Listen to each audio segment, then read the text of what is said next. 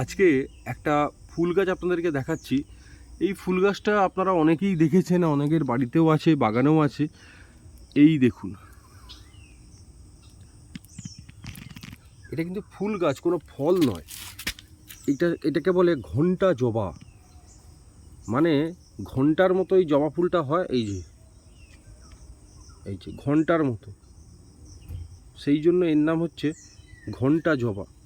কত হয়েছে দেখুন, গাছটা কিন্তু 3 ফিট লম্বা গাছ, কিন্তু তাতেই কত ফুল হয়েছে। সঠিক পরিচর্যা, যত্ন এইসব করলে তবেই গাছে সময় মতো ফুল আসবে, ফলও আসবে, আপনার পরিশ্রম সার্থক হবে।